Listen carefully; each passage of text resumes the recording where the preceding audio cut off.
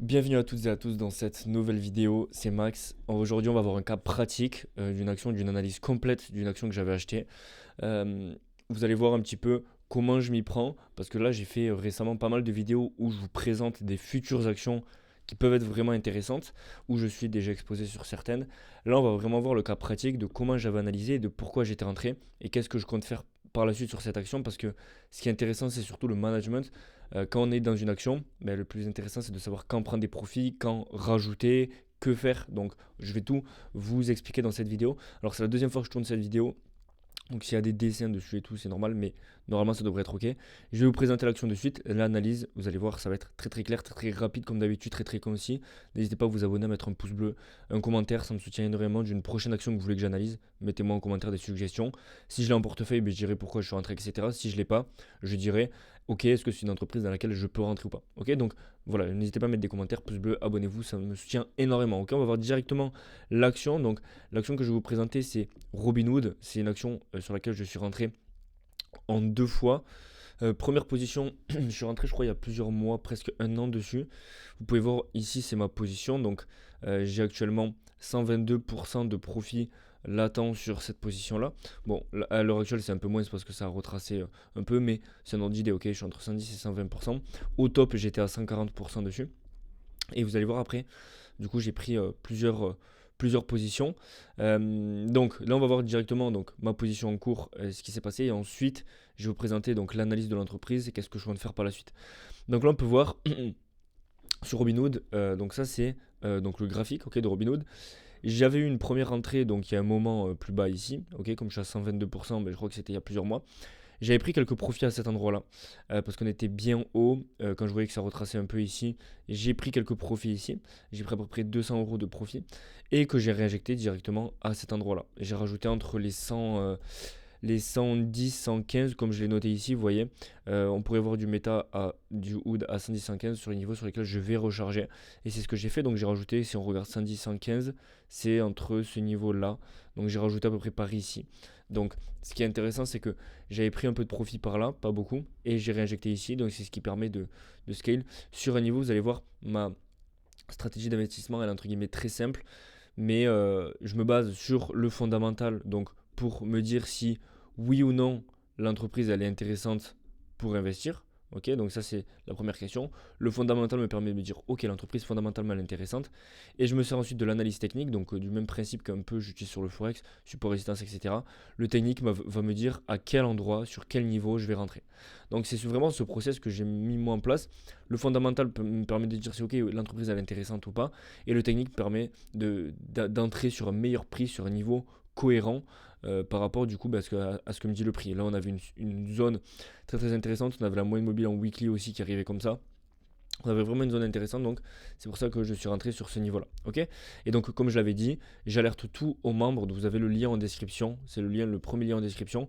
J'alerte tout aux membres, que ce soit mes entrées et tout. Je vous en reparlerai plus tard, mais voilà, j'avais annoncé le niveau des 110-115 dollars sur lequel je suis rentré. Ok. Maintenant, on va voir du coup pourquoi j'avais décidé de rentrer sur Robinhood, parce que c'est pas tout, peut-être que vous connaissez pas l'entreprise, etc. Je vais tout vous présenter de suite. Donc c'est bien beau de vous montrer des positions, mais je vais aussi vous expliquer pourquoi, c'est ce qui vous intéresse, je pense, pourquoi j'étais rentré sur la position. Ok. Donc là, on va voir directement l'analyse de Robinhood, l'analyse de l'entreprise. Donc si vous connaissez pas l'entreprise, c'est un broker, ok. C'est ce qui permet. Quand vous arrivez sur le site de Robinhood, c'est un seul endroit pour tous vos investissements. Tu peux acheter des cryptos, des actions, etc., etc. Alors aujourd'hui, en Europe, je crois qu'il n'y a que un ou deux pays où en Europe c'est en train de ça arrive. En France, pour le moment, on n'a que les tokens. C'est-à-dire on n'a que les jetons tokenisés, on peut acheter des cryptos, on peut acheter des actions tokenisées. Donc c'est parce qu'il y a une très très grosse réglementation en Europe et notamment en France. Mais ça va arriver et c'est pour ça aussi que pour moi Robinhood, je vous en parlais après, elle a un très très bon potentiel parce qu'elle est en train de se développer dans le monde entier. Elle est déjà très très bien implantée, elle fait déjà d'excellents chiffres mais en étant uniquement aux États-Unis. Ils sont en train d'ouvrir en Asie, donc c'est vraiment super intéressant. On va voir le momentum que ça gagne. Et ensuite, ils vont arriver progressivement en Europe et en France. Et je sais qu'il y en a beaucoup, ceux qui sont beaucoup, entre guillemets, influencés par les Américains, etc., tout ce qui est trader là-bas, la majorité trade sur Robinhood, ceux qui tradent les actions notamment. Et donc moi je sais personnellement que quand Robinhood arrivera en France, j'achèterai du Robinhood. Ok, j'achèterai sur Robinhood, j'utiliserai Robinhood pour mes investissements. Ok, et c'est ça qui est intéressant, c'est que ça permet déjà de savoir ok qu'est-ce que fait l'entreprise, mais aussi est-ce qu'elle montre une potentielle croissance, est-ce qu'il y a de la hype et du momentum, et en tout cas, sur Robinhood, c'est le cas. Ok, on peut voir toutes les personnes qui tradent. Je pense que vous en avez déjà entendu parler de près ou de loin, que vous soyez dans l'investissement ou le trading, mais c'est vraiment très très intéressant. Donc Robinhood, qu'est-ce que fait l'entreprise? C'est intéressant de savoir qu'est-ce que fait une entreprise, son business model, donc comment elle gagne de l'argent, quel est son secteur d'activité, parce que si c'est un secteur qui ne vous parle pas du tout, ben, moi je ne vais sur aucune entreprise dont le secteur ne me parle pas. J'étais entré sur par exemple Oscar. J'étais à 40% de profit. J'ai pris mes profits parce que c'était un trade entre guillemets technique, très très bon trade et les chiffres étaient ok.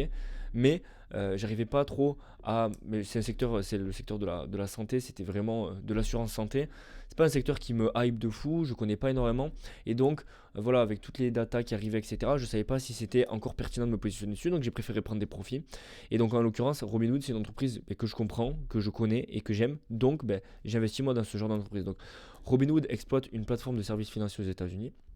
Cette plateforme permet aux utilisateurs d'investir dans des actions, des ETF, des cryptos, des options, de l'or, bref, pas mal de choses. La société propose le trading fractionné, des investissements récurrents, bref, un broker, quoi, comme vous connaissez, c'est un peu comme Trade Republic. D'ailleurs, Trade Republic, je trouve, s'influence beaucoup de Robinhood. Ils commencent à rajouter le trading d'options, etc. Donc, on voit vraiment l'influence de Robinhood parce que Robinhood, il s'inspire, entre guillemets, Trade Republic s'inspire des meilleurs. Moi, je sais que je suis sur Trade Republic, mais le jour où il y a Robinhood qui débarque, je dépôt sur Robinhood, sachant que sur Robinhood, tu as un bonus de dépôt. Alors sur Trade Republic, tu te fais prendre 1% sur le dépôt. Sur Robinhood, tu as 2% de cashback direct sur tes dépôts. Et après, tu as un système de cartes pareil, etc. Donc c'est excellent Robinhood. En termes de chiffres, c'est encore plus excellent. On voit, donc moi, ce que je regarde en termes de chiffres, c'est les revenus, le net income, parce qu'ils peuvent avoir des revenus positifs, mais net income négatif s'ils ont beaucoup de dépenses, le PS, le free cash flow, et je regarde les marges. Ok, pourquoi on n'a pas les marges ici? Pourquoi j'ai pas les marges? Ah si, elles sont là les marges. Les marges elles sont là. Vous allez voir, c'est des très très bons chiffres que Robinhood présente. Donc moi ce que j'aime voir dans une entreprise, c'est est-ce qu'elle gagne de l'argent? Donc est-ce qu'elle fait du revenu? Elle peut faire du revenu mais montrer une décélération. Et ça m'intéresse pas. Par exemple, si là on avait vu, je préfère voir 37, 58, 74 que 74, 58 et 37. Ok, là, on voit vraiment qu'on a quelque chose de croissant et de exponentiel. Ok, à chaque fois, c'est vraiment, on se rapproche presque du x2 année après année. C'est très très intéressant. Vous voyez que depuis 2020, moins 25. Là, on a vu une phase de décélération, mais ce qui est intéressant, c'est cette reprise-là. Il y en a beaucoup qui pensent que, ok, l'entreprise, elle fait des revenus, c'est intéressant.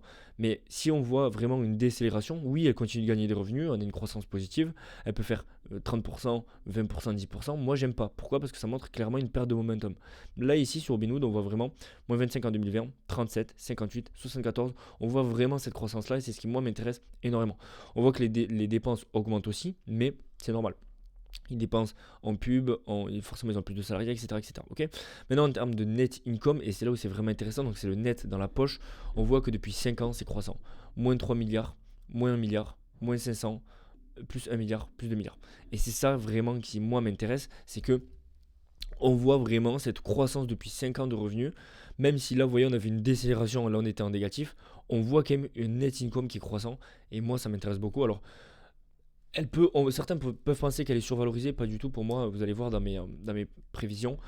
Elle a un niveau. Alors, faut pas confondre une entreprise qui est survalorisée et une entreprise qui est haute graphiquement. Eh oui, elle est haute graphiquement. Est-ce que moi, je re-rentre à ce prix ici maintenant? Là, non. Mais là, si on revient là, je re-rentrerai. Ok, j'ai des niveaux, j'ai entre guillemets des niveaux que je surveille et c'est comme ça. Il ne faut pas confondre une entreprise qui est survalorisée et une entreprise qui est haute graphiquement. Pour moi, on va voir et c'est pour ça que c'est important de faire des projections, que vous devez vous faire des projections, peu importe de quelle manière, pour vous avoir une ordre d'idée en fonction des chiffres, en fonction de vos prévisions, de là où peut être l'action à l'avenir. Parce que là, on peut se dire, Robinhood, elle est super haute, etc. Je sais que même si j'achète du Robinhood ici, je sais que dans 2 ans, je serai en profit sur Robinhood. Maintenant, est-ce que ça veut dire que je vais acheter là? Non, le but, c'est d'avoir un meilleur prix. Okay, je ne cherche pas à être sniper en investissement à long terme.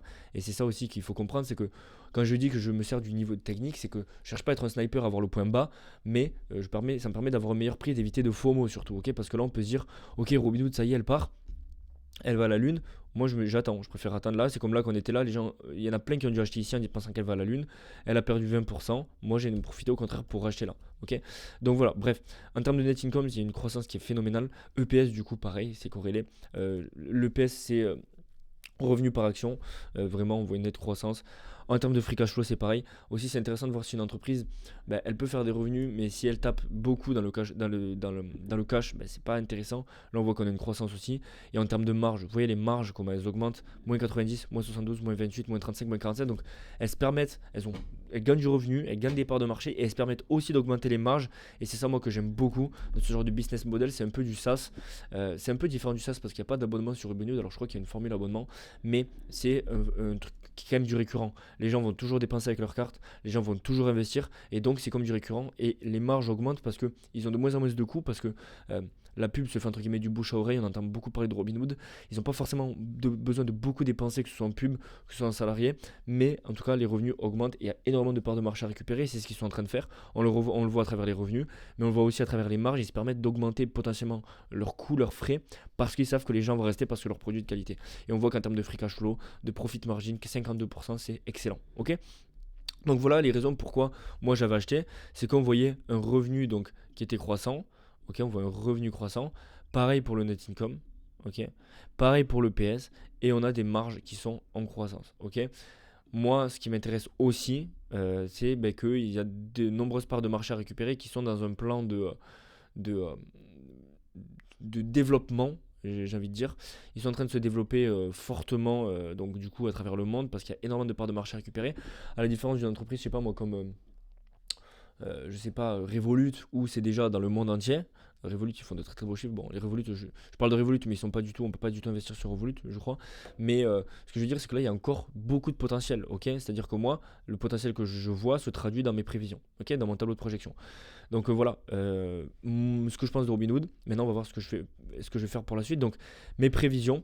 Donc ça, c'est un tableau de projection, et comme je vous ai dit, c'est important de faire vos propres projections. C'est un tableau de projection que j'ai fait moi-même, donc je rentre juste le ticker. Tout ça se rentre automatiquement. Même ça, je pourrais le rentrer. En gros, je rentre juste, vous voyez, le 4,2, c'est ce qu'on voit ici. Le 2,2, c'est ce qu'on voit ici. Donc j'ai juste qu'à rentrer le revenu, le net income. Et ensuite, je rentre les revenus, les croissances des revenus, les croissances de net income en fonction de moi ce que j'anticipe. Et donc on table sur un 30% de CAGR pour moi annualisé, ce qui est incroyable. Comme j'en avais parlé dans une précédente vidéo, pour savoir si moi une entreprise c'est un achat ou pas, il faut que ce soit supérieur à 8%, 8-10%. Pourquoi? C'est la moyenne du SP500, on va dire minimum 10%. Ok. C'est-à-dire que si j'ai une entreprise, oui, qui a un potentiel haussier, mais elle a un potentiel haussier de 5%, donc un CAGR de 5%, ça ne m'intéresse pas. Pourquoi? Parce que ça surperforme pas le SP500. Le but, c'est d'acheter des actions qui surperforment. Et donc, pourquoi je passais sur du 20 et du 30%? C'est en fonction de mes prévisions, etc. Et on est sur mon cas moyen baissier. C'est-à-dire que pour moi, je serais pas étonné de voir Robinhood qui stagne autour des 30-40% de croissance. C'est une entreprise, j'en ai pas parlé, mais c'est une entreprise de valeur, parce qu'elle elle fait 4,2 milliards de chiffres, donc c'est excellent. Et on est sur une entreprise aussi de croissance, donc growth, donc on est sur du VG. Trois types d'entreprises: valeur, growth ou dividende. Ok, elle ne verse pas de dividende, mais du coup on est sur des valeurs de croissance et de valeur. Et donc là, pour moi, je table sur s'ils arrivent à se stabiliser, c'est une moyenne dans les 5 prochaines années à 20%, c'est très bien. Et 30% de net income. Le net income, on est beaucoup plus. C'est mon cas moyen bas. Je serais pas étonné de voir du 30 et du 35-40% ici. Même sur mon cas moyen bas, vous voyez qu'on table sur une entreprise. Aujourd'hui, elle est à 124. Vous voyez que même selon mon tableau, elle est entre guillemets à l'heure actuelle sous-valorisée. Pourquoi? Parce qu'elle devrait être à la fin de l'année entre 188 et 200$. C'est des prévisions évidemment. Mais voilà, entre guillemets, ça me dit que, et on voit qu'en 2019, mon tableau, il m'indique qu'on pourra avoir une action comprise entre 538 et 571$, soit 1 x 3 x 4. Ce qui est beaucoup, oui, mais une entreprise de momentum comme ça, regardez Palantir, regardez ce genre d'entreprise, c'est là où il y a du momentum, là où il y a de l'attraction. C'est que si on regarde Amazon dès le départ, on voit un graphique comme ça, on se dit putain, c'est abusé. Si on dézoome, on voit que c'est que le début d'une potentielle croissance. Ok. Donc voilà ce que je pense. Pour moi, Robinhood, oui, je vais la garder en portefeuille. Est-ce que je vais acheter maintenant? Non, je vais acheter sur des niveaux. Donc voilà. Et d'ailleurs, si vous voulez donc accéder à toutes mes alertes de ce genre, à toutes les analyses que j'envoie d'entreprise, à mon portefeuille, je fais des updates. Chaque trimestre, je fais un rééquilibrage de mon portefeuille, je l'envoie. Accéder à une communauté, formation vidéo, donc communauté que ce soit pour trading et investissement. Mon groupe, il est basé sur le trading et l'investissement. Et donc si vous êtes intéressé pour les deux, vous pouvez rejoindre, il y a énormément de ressources également. Vous avez aussi accès à ce tableau de projection qui est disponible pour les membres du groupe. Donc voilà, vraiment, vous avez le premier lien en description si vous voulez avoir ce genre d'analyse complète. C'est ce genre, typiquement, c'est pas, je vous envoie pas sur YouTube toutes les analyses que je fais, mais typiquement, c'est ce genre d'analyse que j'envoie aux membres. Récemment, j'ai envoyé l'analyse de Mastercard par exemple, en disant, j'ai analysé pourquoi je rentrerai sur l'entreprise. Et c'est vraiment intéressant. Et au moins, vous n'avez pas le truc après coup, vous avez le truc en direct. Vous avez le premier lien en description. C'était Max, merci d'avoir suivi jusqu'à la fin et on se dit à la prochaine. Ciao.